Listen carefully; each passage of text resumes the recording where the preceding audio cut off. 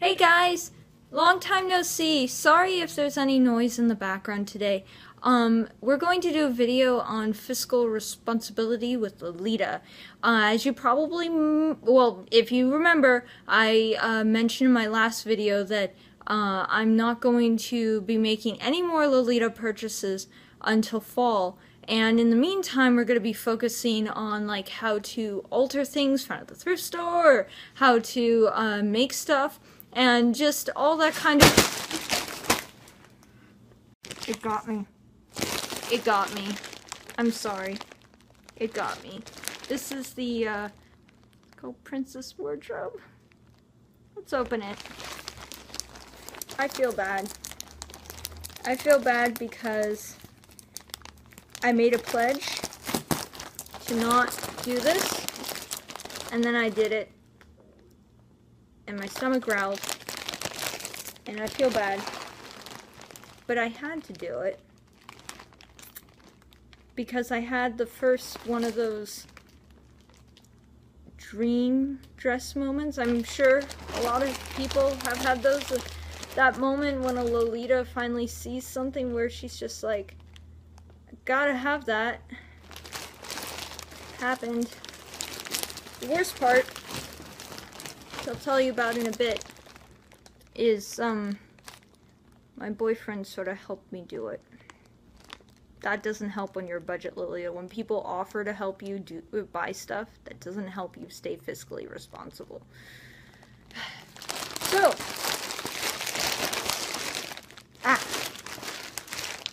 two bags.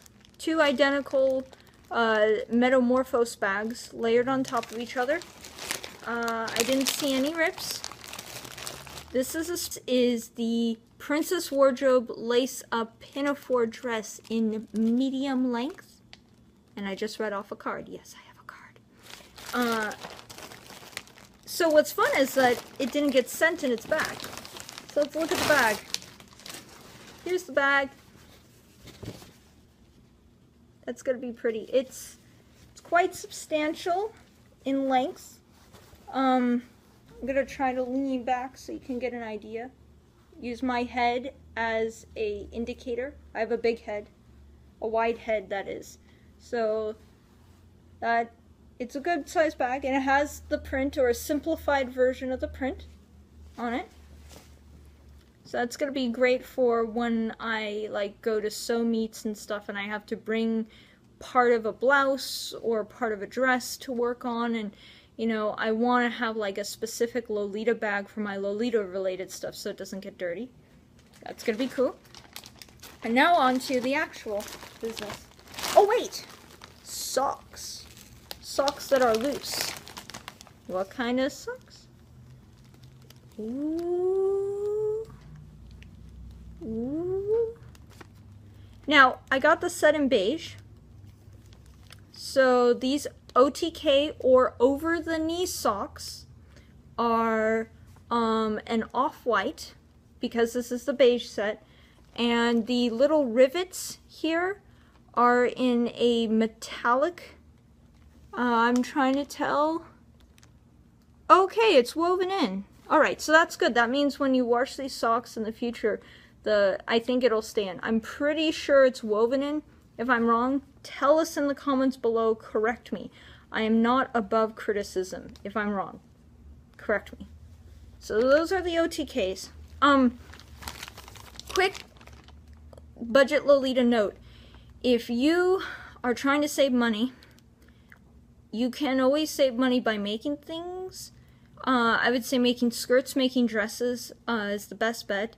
But I would really advise, above all else, OTKs are totally worth the price tag, because they are because they're special in terms of a lot of the designs are unique designs that you couldn't find in any other sock store, and so it's really worth it to buy the over the knee socks.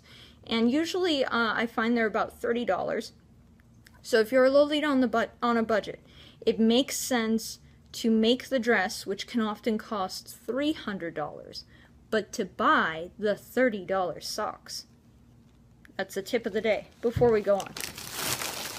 Alright, so everything else is in a gigantic baggie. Oh,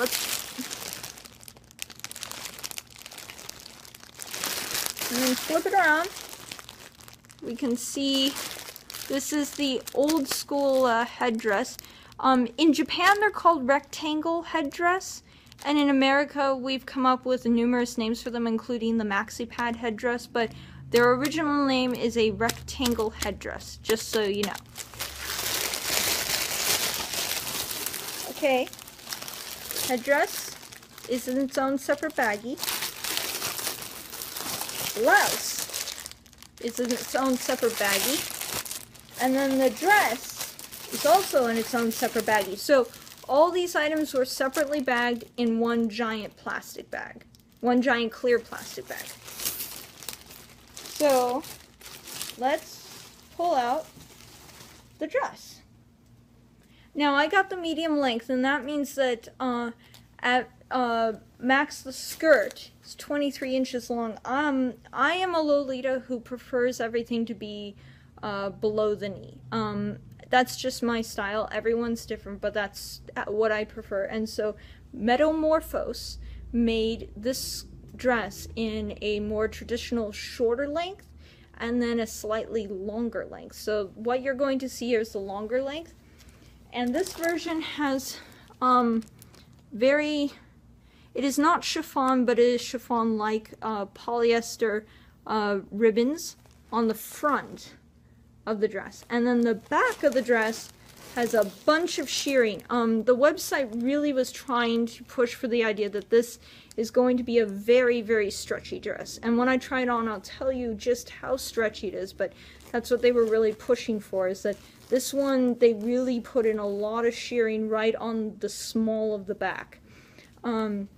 This is a JSK, or a jumper skirt.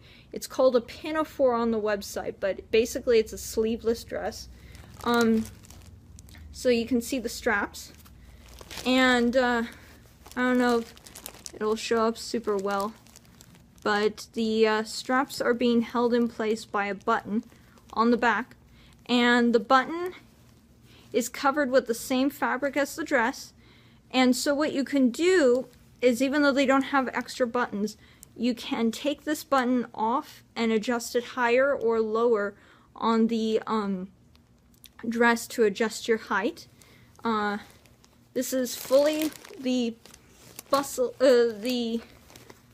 bodice, sorry, is fully lined, and actually it does come with one extra button in case something tragic happens.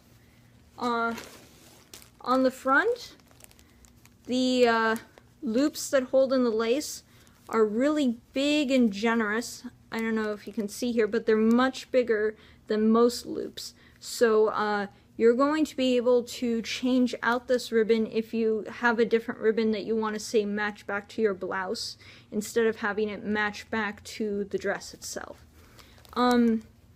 There's frills all along the top, all the way around, and the print on this beige one is very, very fine. I don't know if it's going to show up well, but it very much, it's a very textured weave. The fabric is very much a woven material. It's a cotton, but it's a very textured woven cotton, and I would say it has several colors going on here. It has khaki, definitely a khaki. It also has pink, and that's something that the website didn't make totally clear, but I'm fine with that. There is a peachy pink in here, and there is also ivory. So it's peachy pink, ivory, khaki, and then I would say there's some bits of more of a stone beigey color in here. So you have a whole swath of neutrals, and there might even be kind of a blue tone neutral that they're using on the shadow for the ribbon here. And then if we go down, we get to the border print.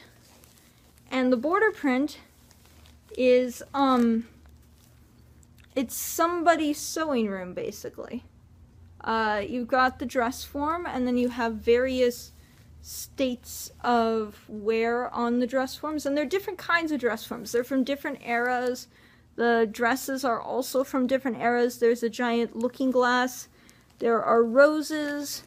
There's even a pair of ballet slippers, which I didn't notice before, that there are ballet slippers. Let me try to get it. Here we go. There's ballet slippers right there. And there's also a cuckoo clock, in case you have a bit of a Bavarian moment. There's a cuckoo clock. And there's a beautiful, like, 1900s, 1910s lamp there. It's very Art Nouveau, and it's on a little stand. And on this particular print, sort of the contrast color is more pink. Each of the color waves sort of has a standout color, and then the rest of the dress is sort of a more tonal palette. And so here, the standout color is definitely a more reddish pink, and there are pinks and reds sort of going throughout. I'm just going to check if there's any more colors. Not really. This is sort of the breadth of it.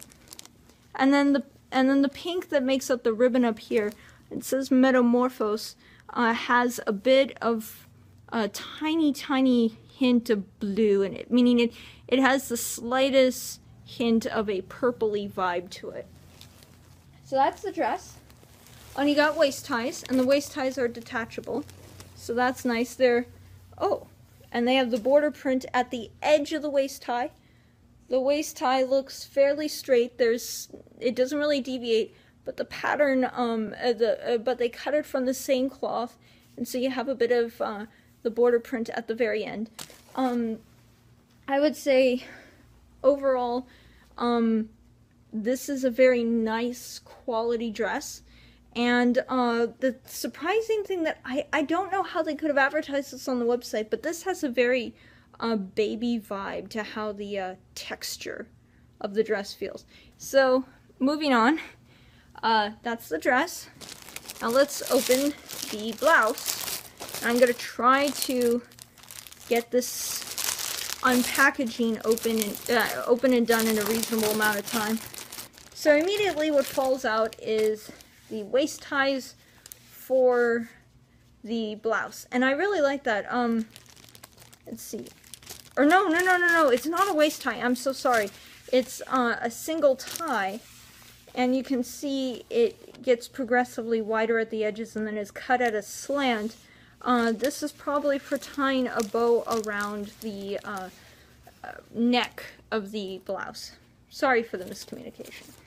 And then the blouse itself has waist ties.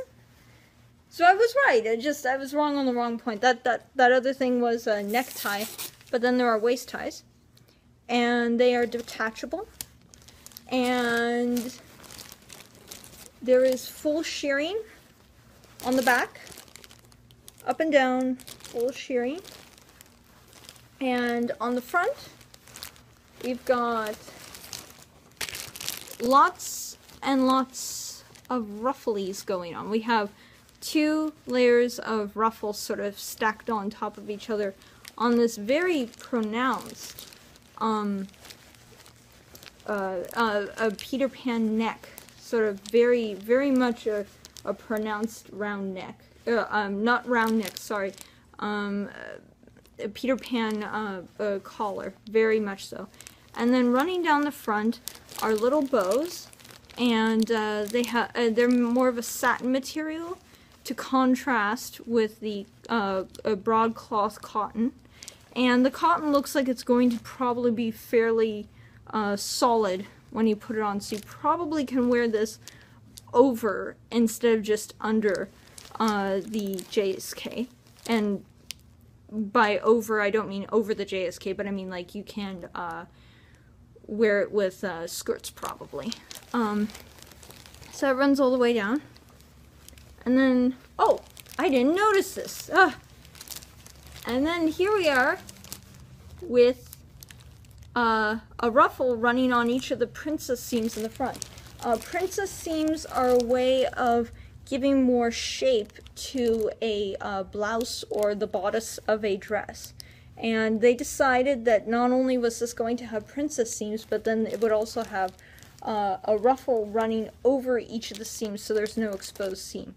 That's something I really noticed about Lolita, is a tendency away from exposed seams and trying to cover all of them. If you look at a lot of the old school dresses, all of the lace on top of the black dress, the white lace on top of the black dress, they're all on the seam lines, so there's no exposed seam.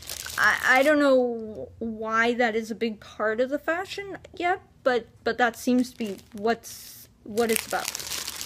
I think I got a concussion from that thing hitting my head.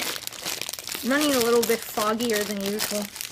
But I wanted to capture this, you know, without kind of rehearsing.